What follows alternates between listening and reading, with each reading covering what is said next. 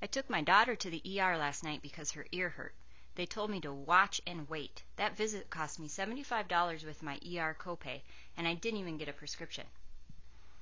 Thank you for joining us at AskTheseDoctors.com. In this short video, we'll discuss ear pain in kids. We'll give you some tips and pointers on how to save some money.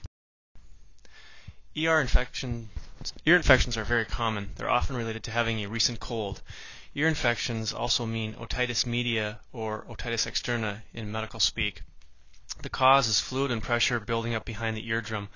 That causes the eardrum to stretch and generates pain. Bacteria can grow and multiply and create an infection. Some signs and symptoms include fever, cold symptoms. The child may be fussy or pulling at their ear. An older child may just simply complain of ear pain. Hearing may be decreased. There could be ear drainage. That may signify a rupture or hole in the eardrum allowing the infection to leak out, or it could be signs of an outer ear infection or swimmer's ear. Sometimes tenderness to touch also accompanies ear infections. The diagnosis is fairly straightforward.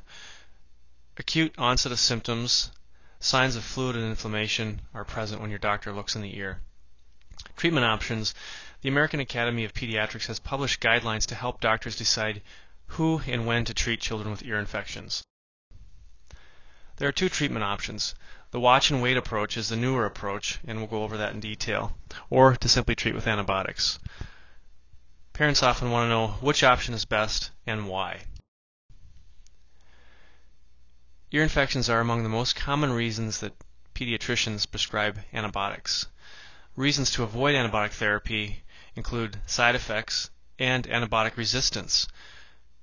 Approximately 7% of children prescribed antibiotics will develop some sort of side effect, such as an upset stomach or diarrhea.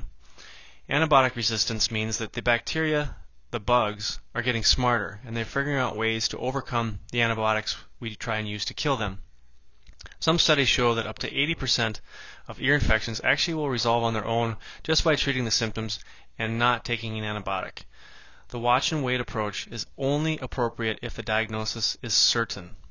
If there are signs of more serious illness such as pneumonia, certainly antibiotics are indicated in that setting. The general guidelines by the American Academy of Pediatrics are as follows.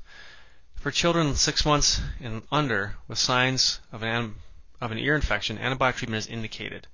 For children between 6 months and 2 years of age, it's believed to be okay to watch and wait if the illness is mild. If children are over 2 years of age, it's fine to observe if there's no severe signs or symptoms of any other accompanying illness such as pneumonia, bad headaches, abdominal pain, things like that. The problem with this guideline is that the severity of the illness is very subjective. You'll have to rely on the experience of your doctor and discuss your concerns with them fully. If the child isn't particularly sick looking, is eating and drinking fine, and doesn't have any other signs of something more serious like pneumonia or shortness of breath, for example, it generally would be okay to wait 48 to 72 hours based on the guidelines of the American Academy of Pediatrics.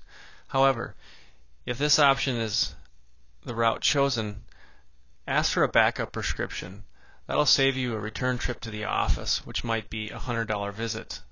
Or if you don't get a prescription, make sure there's a mechanism in place that if 48 to 72 hours passes and your child's ear pain is no better, that you have a mechanism to get the prescription, either calling into your doctor's office or speaking with their nurse and having it sent to your pharmacy.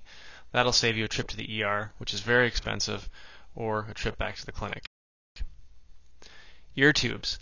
Parents want to know, when do patients need ear tubes? Well, ear tubes are used to drain chronic fluid behind the eardrum. It's a quick procedure, about 15 minutes, performed by an ear, nose, and throat surgeon. The tubes usually will fall out within 1 year. The timing of the ear tube placement is very controversial.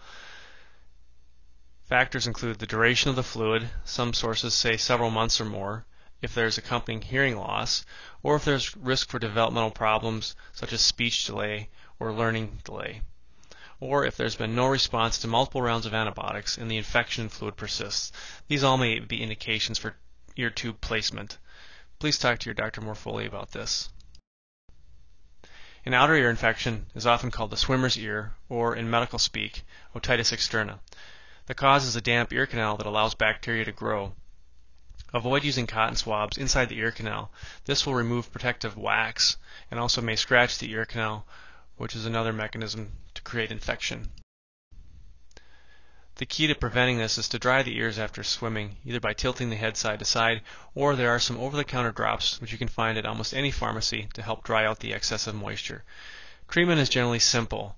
An antibiotic drop, such as cortisporin, will clear it up, also keeping the ear dry and avoiding swimming until the infection resolves. There are other antibiotic options such as Cipro, Ciprodex, or Floxin, but these are significantly more expensive. Depending on whether you have insurance or not, some of these medications can cost over $100. The cortisporin, however, is a generic antibiotic available for an inexpensive price at most retail pharmacies. How to avoid the ER. This is key. From the opening lines of this video, you can see that oftentimes a watch and wait approach is reasonable for children who aren't particularly sick, particularly older children. If you're going to go to the ER and be told, let's just watch and wait, why not stay home, treat the symptoms, and call your doctor in the morning? Treat the pain, treat the symptoms, make your child comfortable. Ways to do that include Tylenol, ibuprofen, if there's no allergies, using a heating pad or warm compress against the ear, that oftentimes can help. Doctors oftentimes will prescribe a numbing drop or anesthetic drop for the ear for ear infections. As long as there's no sign of any hole in the eardrum, such as fluid leaking out of the ear, these drops can be used to alleviate the pain until you can get in contact with your doctor. Further ways to save include asking for generic antibiotic choices. The American Academy of Pediatrics recommends amoxicillin in a higher dose as first-line treatment for most ear infections. Amoxicillin is generic and can be obtained for a reasonable price at any major pharmacy chain.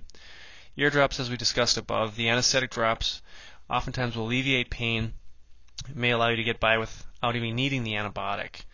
Or if an antibiotic is needed, particularly an antibiotic drop, make sure to ask for a generic form.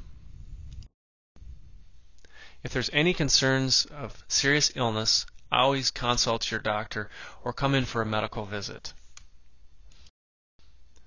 Thank you from our team at AskTheseDoctors.com. Check back as many new topics are in production. Thank you.